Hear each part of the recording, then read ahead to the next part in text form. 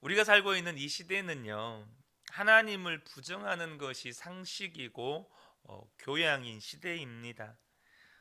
하나님이 계시지 않는다고 주장하는 이 무신론자는 사실 무신론자라고 하는 그 이름이 붙여지지는 않았지만 역사 속에서 계속해서 존재해 왔습니다. 사실 가인과 아벨, 그 살인자 가인의 후손들부터 시작해서 하나님을 떠나고 하나님을 부정하는 사람들은 역사 속에서 계속 존재해 왔지만, 이게 하나의 어떤 무신론 혹은 인본주의라고 하는 이름으로 이렇게 세력을 떨치기 시작하는 것은 대략 한 200년 정도 됩니다. 그래서 지금 우리가 살고 있는 이 시대는 사람들 마음을 완전히 사로잡았다고 해도 과언이 아닐 만큼 하나님이 계시지 않는 것이 사람들에게 상식으로 받아들여지고 있는 시대입니다. 얼마 전 제가 몇 번 이것을 인용을 했었는데요. 2009년 영국 무신론자 협회에서 대중교통 버스에 굉장히 도발적인 광고를 이렇게 붙였습니다. 아마도 신은 없을 것이다. 이제 걱정은 그만하고 인생을 즐겨라. 여러분, 사람이 그렇게 생각한다는 것에 대해서는 우리가 어쩔 수 없는데요. 그런데 이 광고 문구가 참 묘한 게 믿는 우리들에게 또 한 가지의 의문을 하나 갖게 만듭니다. 도대체 하나님이 안 계시다라고 이렇게 가정을 하고 하나님이 안 계신 게 분명하니까 인생을 즐기자라고 말하는데, 도대체 하나님이 계시면 즐길 수 없는 건 뭘까? 그럼 하나님이 계신다고 했을 때 그들이 도무지 즐길 수 없다고 여기고 생각하는 건 뭘까? 이런 의문이 또 한편에 생깁니다. 랜디 알콘이 쓴 악의 문제 바로 알기라는 책 속에 바트 어만이라는 사람의 이야기가 나옵니다. 이 바트 어만이라는 사람은 어릴 때부터 예수님을 믿었고 거듭난 그리스도인이라고 스스로 고백을 했던 사람입니다. 고등학교 때 예수님을 영접했고 YFC라는 선교단체 활동도 했고, 또 시카고에 있는 무디 성경학교를 나오고 휘튼 대학교에서 헬라어를 전공하고 프린스턴 신학교에서 신약 성경으로 박사학위를 받은 사람입니다. 그런데 그가 하나님을 부인하기 시작했습니다. 자기가 신약 성경 박사까지 되었는데 성경은 엉터리고 거짓말 투성이다. 하나님은 안 계신다. 그래서 그런 무신론적인 입장에서 여러 권의 책을 썼고, 이 부분에 대해서 수많은 무신론자들이 환호했습니다.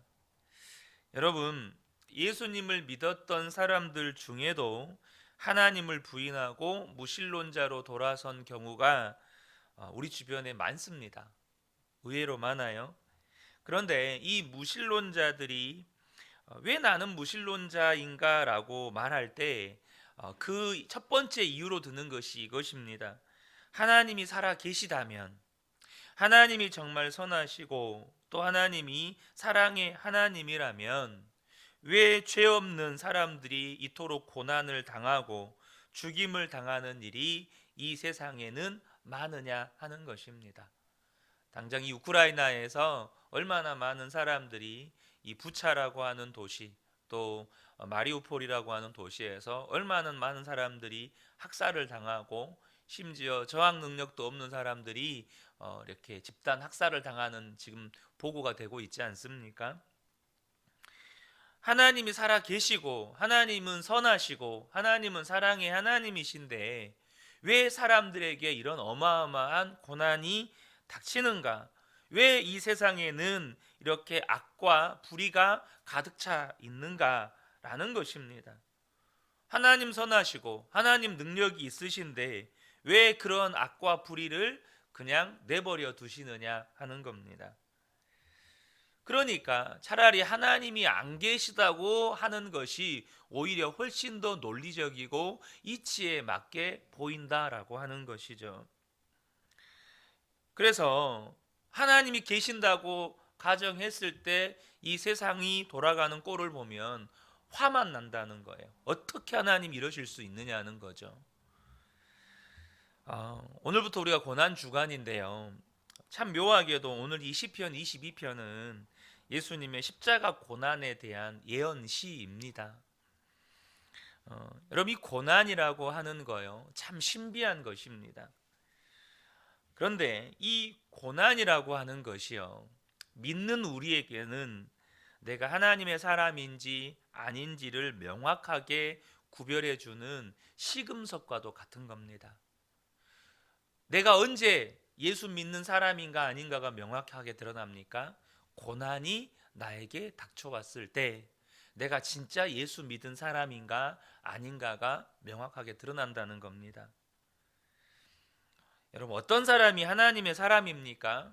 우리가 성경을 보면 예수 믿는 사람, 하나님의 사람은 그 속에 하나님의 영, 성령이 거하시는 사람입니다. 예수님이 나를 위해 죽은 것을 정말로 믿고 우리의 죄가 사함을 받았고 우리의 옛사람이 예수님과 함께 죽었고 예수님의 영이 우리 속에 들어오셔서 우리는 그리스도인이 된 것입니다. 다 아멘이시죠? 그런데 하나님의 영이 내 안에 들어와 계시다면 고난당할 때 어떤 일이 일어날까요? 그렇게 내가 그리스도인이 분명해요. 하나님의 영이 내 속에 들어와 계신 게 분명해요. 그 사람에게 고난이 닥쳤을 때 어떤 일이 일어날까요? 하나님을 더욱더 믿게 된다는 겁니다. 반대로 하나님의 영이 없는 사람은 이유를 알기 어려운, 설명하기 어려운 고난을 만나게 되면 하나님을 부인하게 된다는 겁니다.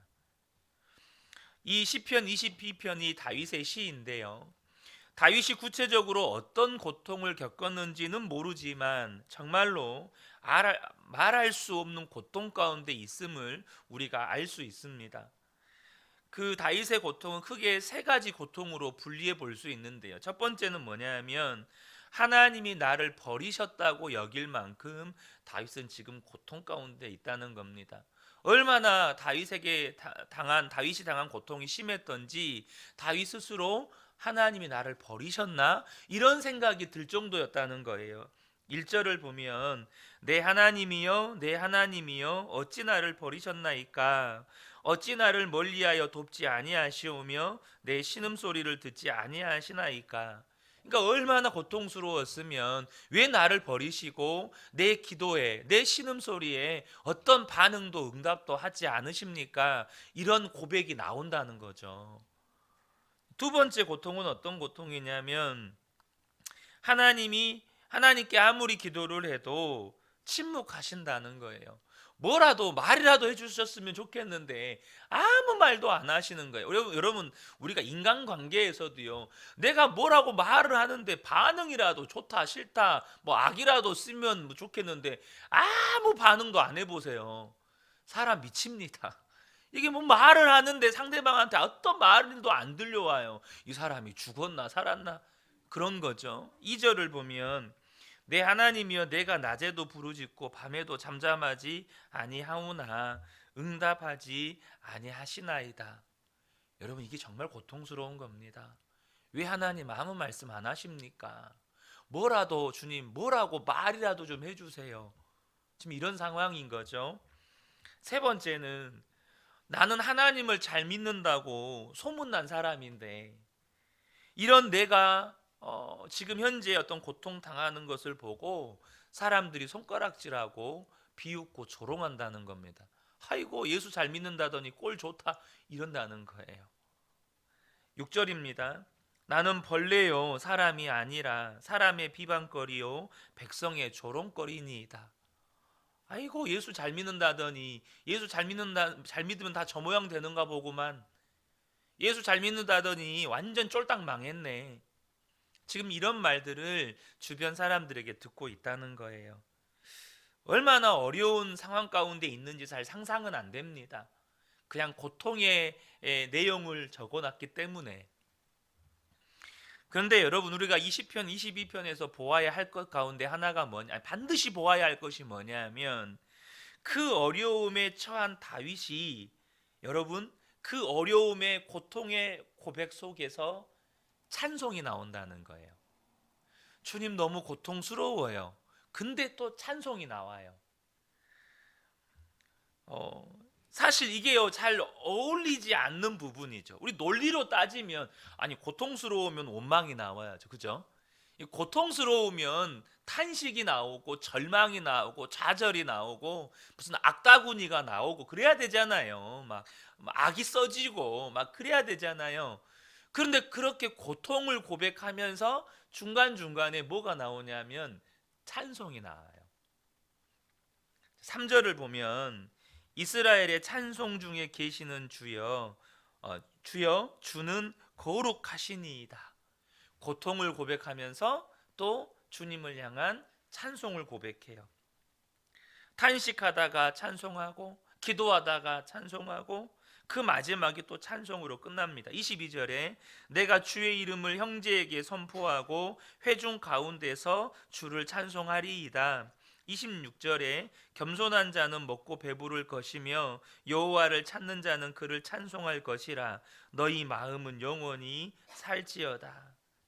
여러분, 이 시편 22편을 우리가 어떻게 이해를 해야 될까요?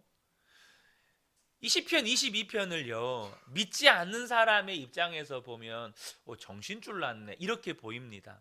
사람이 진짜 그렇잖아요. 너무 큰 충격을 받거나 너무 심한 어떤 어려움을 겪으면 사람이 실성을 한다고 하잖아요. 그래서 울다가 갑자기 또 미친 사람처럼 웃다가 그런 겁니까? 다윗이 너무 심한 고난을 겪으니까 지금 실성을 해가지고 막 하나님 앞에 이렇게 고통을 쏟아내다가 갑자기 주는 거룩하시니이다 라고 찬송을 해요. 다윗이 지금 정신줄을 놓고 실성한 겁니까? 그러니까 예수를 안 믿는 사람의 시각으로 보면 아이고 저 사람 울다가 웃다가 완전 정신줄 놨네 이렇게 보는 게 지극히 정상입니다. 이 시편 22편을 보면. 근데 저와 여러분 안에는 성령님이 계시잖아요. 우리 안에 계시는 성령님은 절대 그것을 실성한 사람이라고 우리에게 알려주지 않습니다. 여러분, 이 시편 22편을 보면 우리가 무엇을 알 수 있습니까? 아, 이게 성령의 역사구나. 이것이 지금 성령님이 이 다윗이 지금 기가 막힌 고난 속에서 계속해서 하나님의 은혜를 바라보게 하시고 하나님의 계획을 깨닫게 하시고 하나님께 더욱더 믿음으로 나아가도록 역사하고 계시는구나. 이것을 우리에게 알려준다는 겁니다. 여러분 시편 22편 앞서도 제가 예수님의 고난에 대한 직접적인 예언이라고 말씀을 드렸는데 읽다 보니까 굉장히 익숙하시죠. 그 이유가 뭡니까? 예수님께서 십자가에서 달리실 때의 장면을 그대로 묘사하는 예언이기 때문입니다. 1절에 내 하나님이여 내 하나님이여 어찌하여 나를 버리셨나이까. 예수님께서 십자가에서 달리셨을 때 하셨던 그 말씀 그대로입니다. 엘리 엘리 라마 사박다니. 2절에 내 하나님이여 내가 낮에도 부르짖고 밤에도 잠잠하지 아니하오나 응답하지 아니하시나이다. 주님께서 기도하셨잖아요. 주님 하나님 아버지 이 잔을 내게서 옮겨 주옵소서. 그런데 주님이 하나님께서 어떻게 하셨습니까? 그 기도를 거부하십니다. 그 기도에 응답하지 않으세요.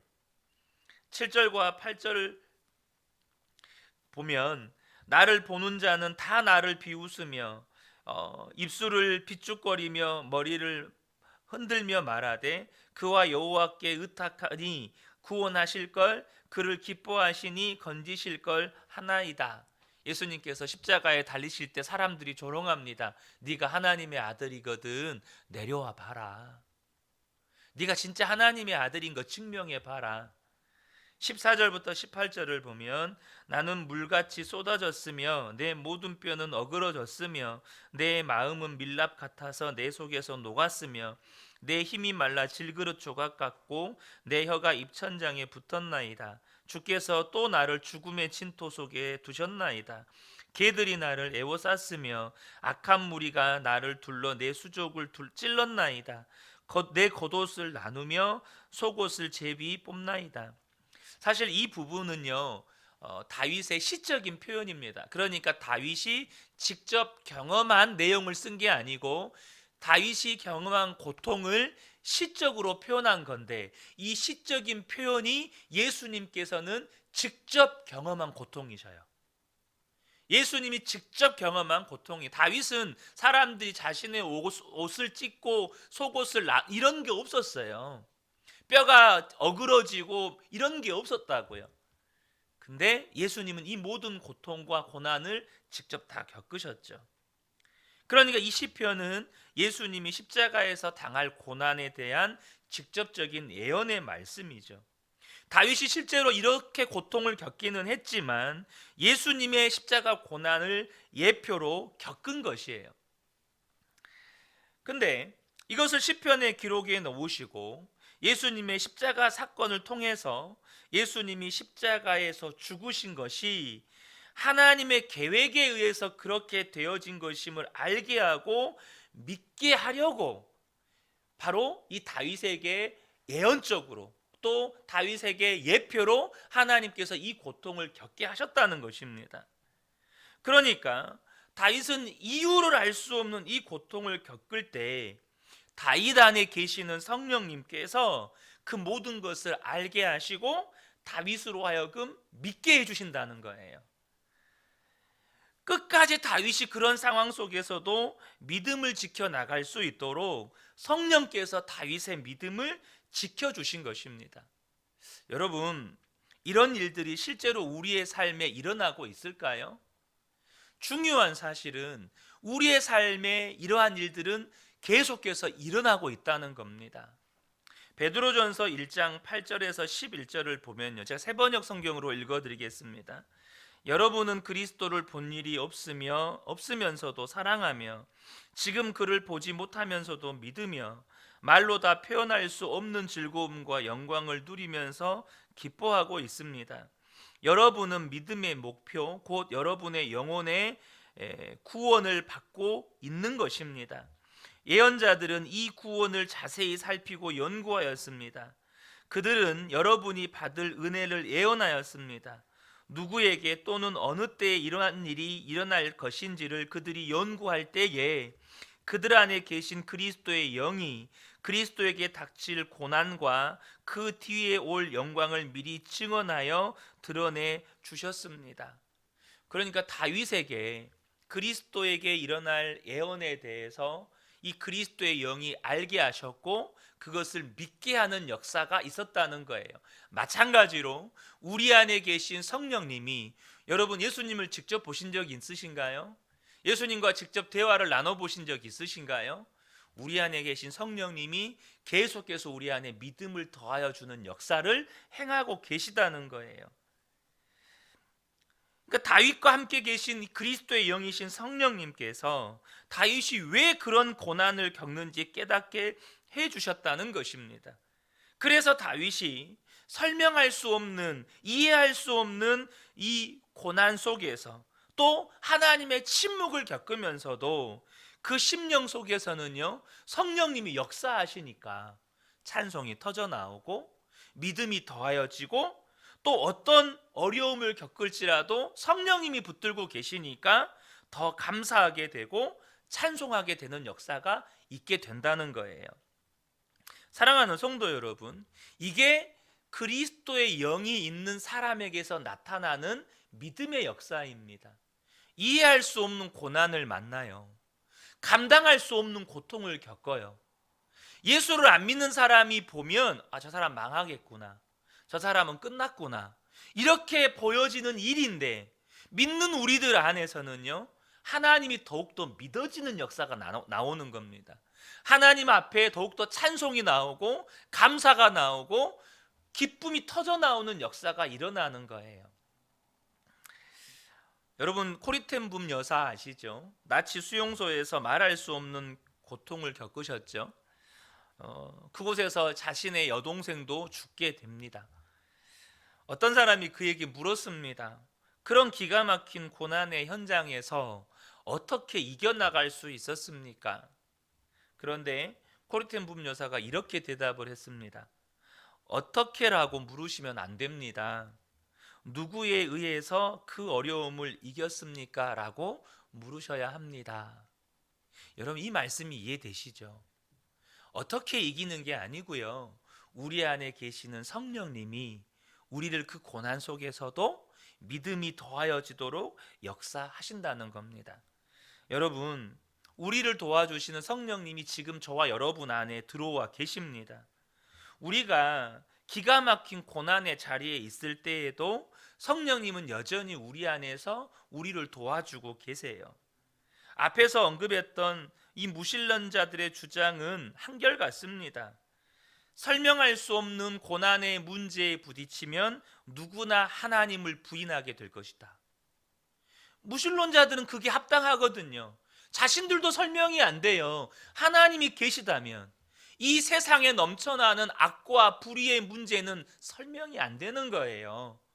이해가 안 되는 겁니다. 하나님이 계시다면 절대 그런 일 일어나면 안 되는 거예요. 여러분, 근데 그게 맞는 말입니까? 그 말이 진짜입니까? 고난을 겪으면 우리는 다 믿음이 무너지는 겁니까? 고난을 겪으면 하나님을 다 부인하는 겁니까? 고난을 겪으면 사람들은 다 하나님을 떠나게 되는 겁니까? 여러분, 그렇지 않다는 것의 증인들이 여러분이시잖아요. 여러분의 삶에 지금까지 고난이 없었습니까? 여러분의 삶에 지금이 하나님이 살아계시다면 어떻게 나의 삶에 이런 일을 행하실 수 있습니까? 라고 따져 물을 만한 일들이 없으셨습니까? 그런데 왜 지금 이 자리에 계신가요? 분명히 여러분의 삶 가운데 하나님 어떻게 그러실 수 있습니까? 저도 수없이 물었습니다. 하나님 어떻게 그러실 수 있으세요? 이제 그만 좀 하세요, 하나님. 근데요, 이제 그만 좀 하세요라는 그 질문 안에 여전히 하나님을 부인할 수 없는 내 안에 믿음이 있는 걸 보게 됩니다.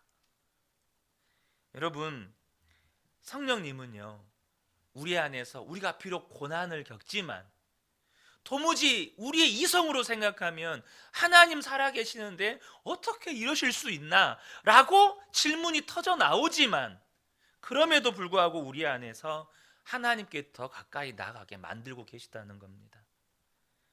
우리로 하여금 하나님을 더 믿게 만들고 계시다는 거예요. 사랑하는 성도 여러분, 그러므로 저와 여러분이요, 예수 믿을 때 예수 안 믿어도 삶에 어려운 문제 생깁니다. 근데 예수 믿으면 예수 믿는 것 때문에 거기에 고난이 더하여집니다. 근데 꼭 기억하셨으면 좋겠습니다. 우리가 하나님 왜 이러십니까? 라고 원망하고 불평하기 전에 내 안에 계시는 성령님부터 확인하시기 바랍니다. 지금 성령님께서 내게 뭘 말씀하고 계시고 성령님께서 지금 무슨 일을 행하고 계시는지 주목하고 바라볼 때 여러분, 반드시 우리는 믿음이 더하여지는 은혜를 경험하게 될 것이고 어느새 고난은 저 뒤편에 가 있게 되는 겁니다. 이 새벽에 함께 예배한 우리 모든 성도님들 가운데 오늘도 비록 우리가 우리의 삶에 고난은 있지만 그 고난 속에서 믿음이 더하여지는 성령님의 역사를 계속해서 경험하게 되시기를 예수님의 이름으로 축복합니다. 아멘.